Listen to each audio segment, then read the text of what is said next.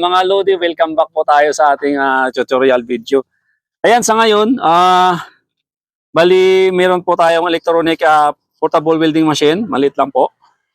Pero maximum po siya ng 150 amperes.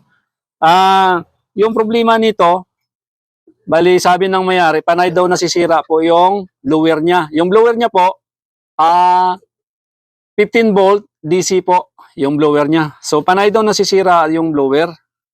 So, yung blower kasi, yung supply niya 15 volt, 15.8 volt yung supply ng blower. Yung blower natin is 15 volt lang talaga, wala nang point. So, mas mataas yung supply kaysa blower natin. So, comment lang dyan yung mga expert kung ano yung cause. So, sa akin, over voltage po yung blower natin para sa akin. Pero sa mga experts dyan, comment po tayo para mas malinawan po yung mga viewers natin na iba. So, yung solution ko na ginawa dito mga Lodi, so pinalitan ko po siya ng 230 volt na blower. So, dinire ko na po yung, pero hindi ko na kinunik dito sa supply po ng power supply ng kung saan nakakunik yung original na blower. Dito na po ako nag-connect after po ng switch. Dahil 230 volt po itong supply nito. So, pag switch on natin, same function din naman siya. Once na nag-switch on ka, under kagad yung blower, yung original, ganun din yung function. So, ganun pa din. So, try ko na palitan ng 230 volt, direct na po. So, nag-connect ako direct po sa after po sa switch natin. So, yan po yung ginawa kong na upgrade.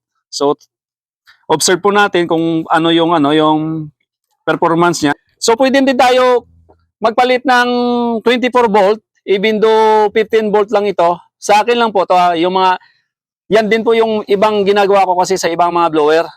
Sa mga machine pag nasisira lagi yung blower, tinataasan ko yung voltahe at the same time tataasan ko rin yung maghanap din ako ng mas mataas yung RPM para pag pag nagpalit po ako dahil 15 volt lang yung so yung supply nito, lalagyan natin ng 24 volt. Pero, dapat mataas yung RPM para kalahati ng, ambawa, 24 volt, dapat ilagay mo na RPM doon, nasa 3,000 something na 24 volt. So, para kung kahit supplyan mo siya ng 15 volt, mas more than 1,000 RPM pa rin yung doon, yung ikot nun. Hindi na magiging 4,000 yung kasi mababa voltahe natin. Yung RPM, 3,000 yung RPM I mean, bababa yun. Pero more than pa yun sa experience ko, more than pa rin na tag nito, 1,400 RPM yung ikot nun. So, malakas pa rin yung hangin nun mga Lodi. Ang kagandahan doon, hindi na siya ma-over voltage kasi 24, tapos yung voltahe lang lumalabas sa supply natin, 15 volt lang.